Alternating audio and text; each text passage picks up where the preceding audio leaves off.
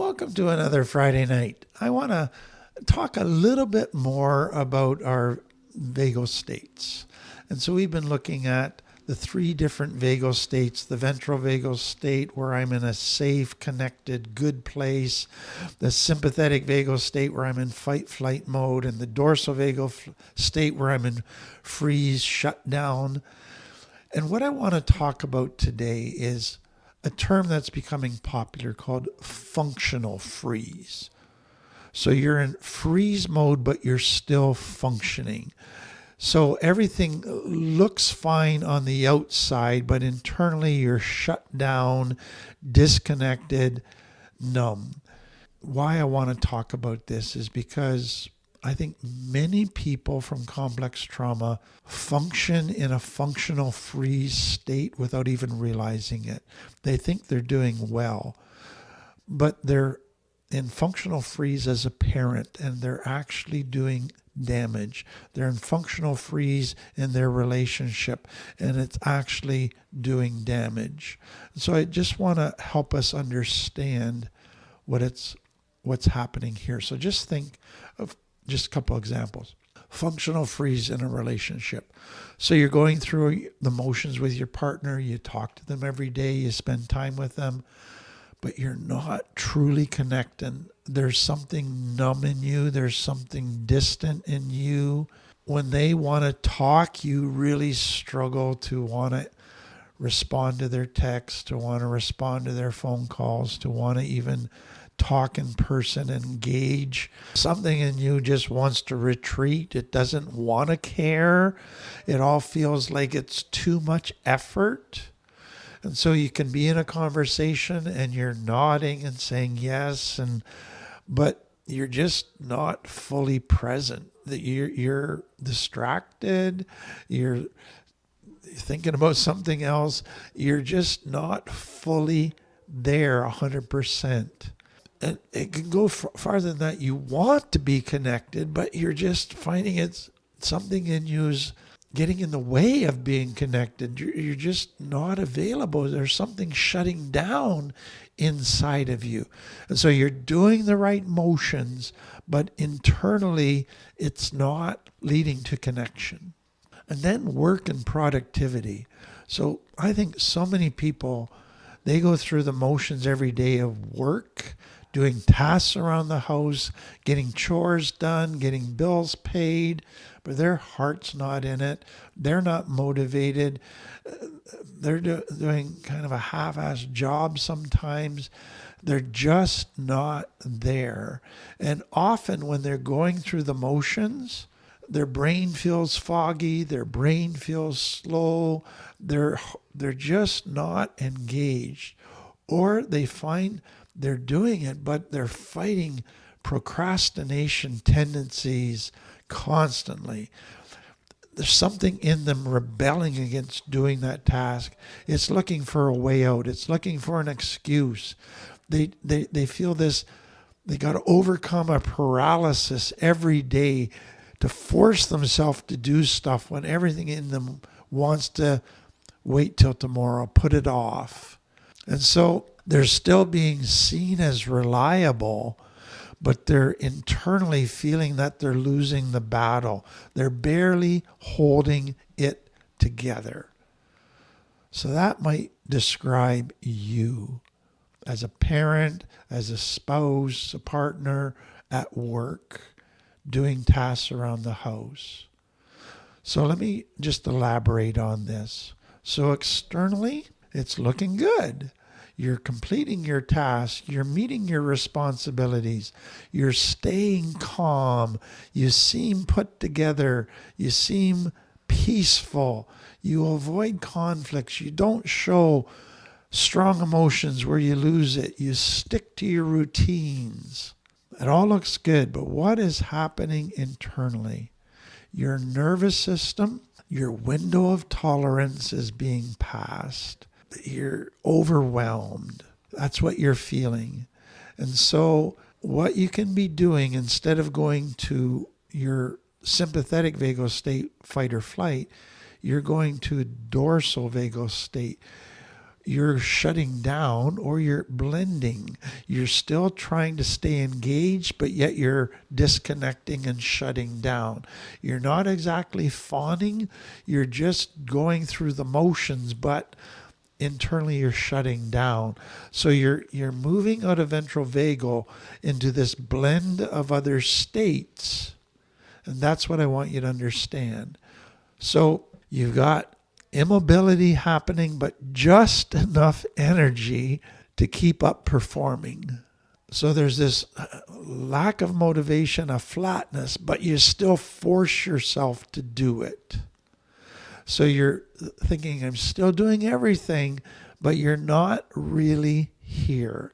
And so what you can look for is just an emotional numbness, a brain fog, a slowness of thinking. But the key thing is you're retreating from connection. You don't want to connect. You don't feel like connecting. You're only half there, half connecting, partial connection. Your kid's talking to you and you're half listening, and they can tell you're not giving them your full attention. You're going through the motions, but your heart is not in it. That's what's happening internally. So let me show you what can happen in your body as you're going to this functional freeze. You can start to experience chronic fatigue, where you have a good night's sleep, but you wake up tired. You just have low energy. There's a heaviness you carry in your limbs constantly that you have to overcome this inertia all the time. You're just tired. And then you can feel spaced out, just slightly foggy, disconnected.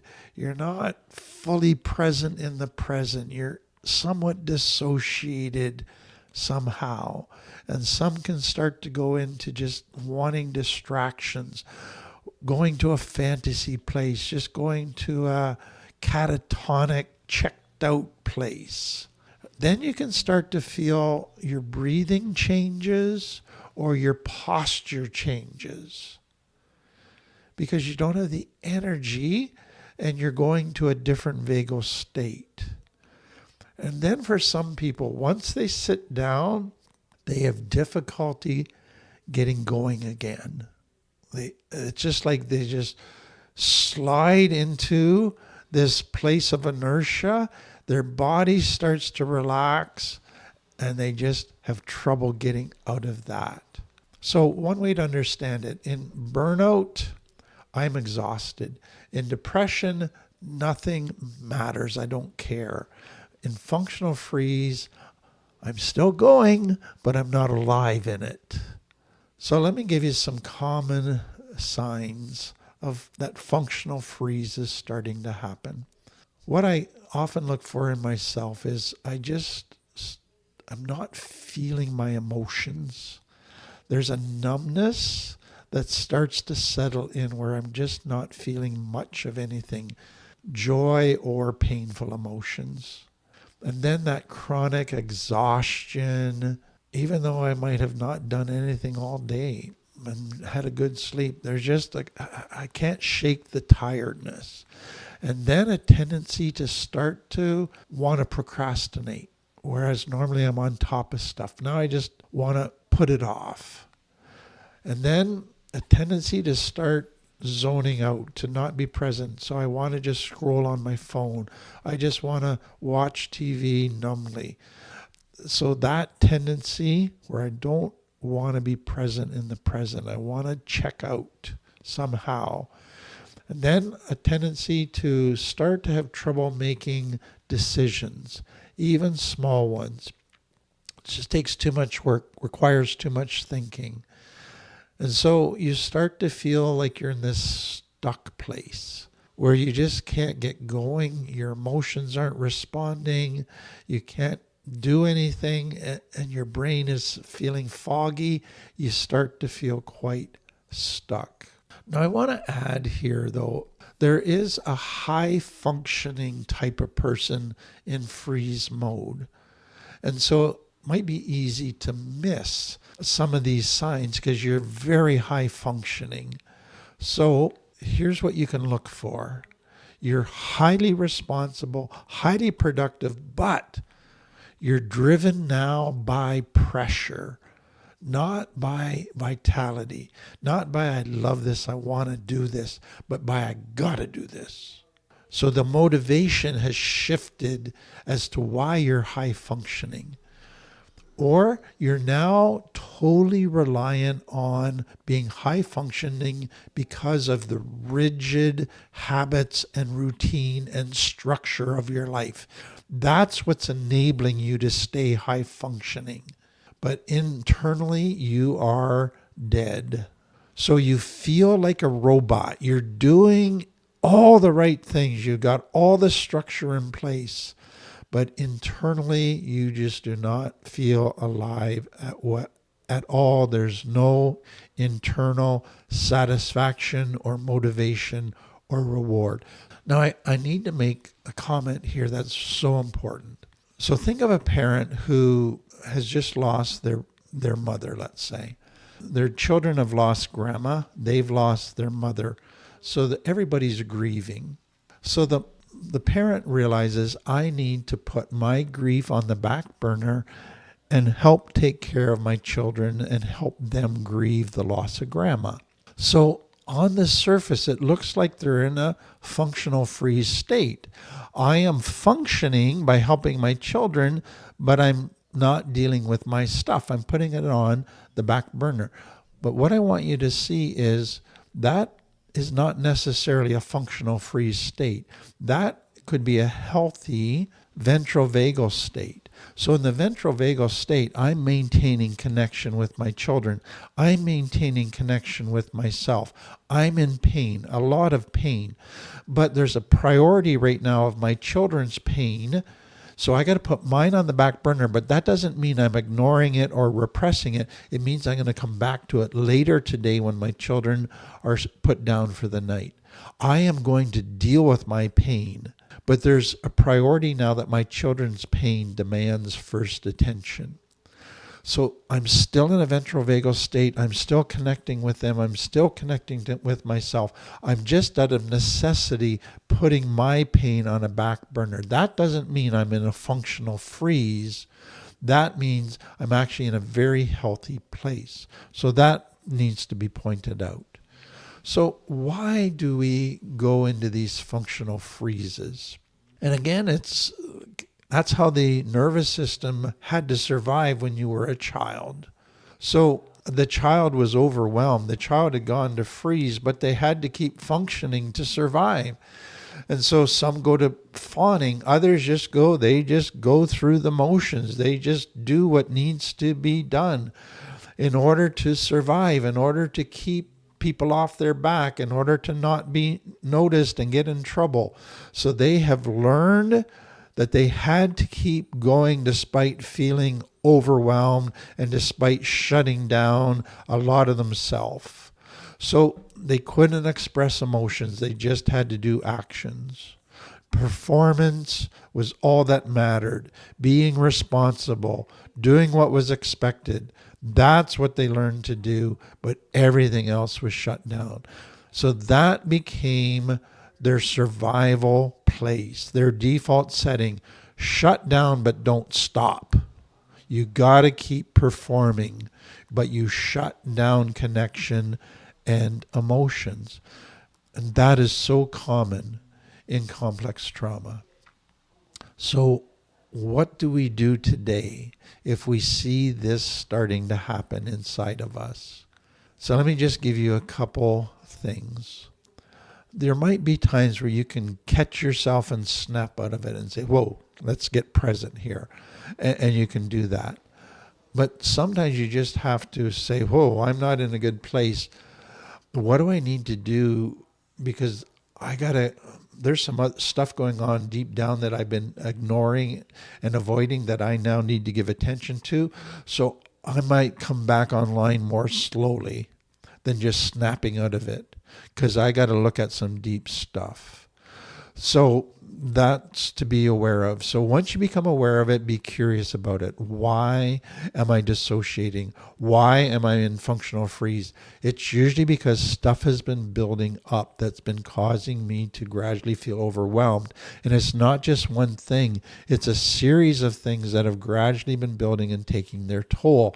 Those are all going to need attention, and I'm going to need a plan to start addressing those. But in the moment, some of the things that might help are just micro movements. So some stretchings, just some little bit of walking that gets the blood flowing, that gets some energy happening again. Some people find orienting to be helpful, to just go, okay, let's pay attention to my five senses. What do I see in the room? Where am I? Where's the geographical location in the world? What day of the week? What day of the year? And you just orient yourself. You're getting re-engaged with life, with the present. That is helpful. Then some find just small little choices. I need to get a little bit of something to eat. I need to sit over here. I need to get up and do this little chore. That can help get re-engaged. Then what I really encourage is a connection of some point, of some type, where I just go, okay, everything in me wants to disconnect. I need to find a way to reconnect. So here's where it can go, with an activity that feeds my soul. So I need to listen to music, or I need to just snuggle with the dog for a little while, or I need to have a short little conversation with my partner or friend that's safe, but it just allows me to connect. So instead of giving into the pull of disconnecting and isolating, I am moving towards connection, but not doing it in a way that's going to overwhelm me. And then rhythmic activities, things that just help the nervous system calm down. Rocking, breathing, music, anything with a rhythm. And then just be aware, okay, I need to watch myself right now so that I'm not doing things that are going to add to the feeling of overwhelm. I'm not going to go out and take on new responsibilities, say yes to requests from people. I have to be protective right now that I'm in a very vulnerable state, and I can't be adding to things that cause me to feel overwhelmed. So hopefully some of you, as you've listened, go, wow, I'm in a functional freeze as a parent. And I can see how that is hurting my child, because my child is not getting healthy connection. And that is causing my child to feel it's their fault, they're not good enough. Or I'm hurting my relationship because my partner's not connecting and they're starting to feel it. And they're feeling a loneliness and a rejection from it. I need to do some stuff to get back to being present, to being in my ventral vagal state. And I hope this helps you. Have a great day.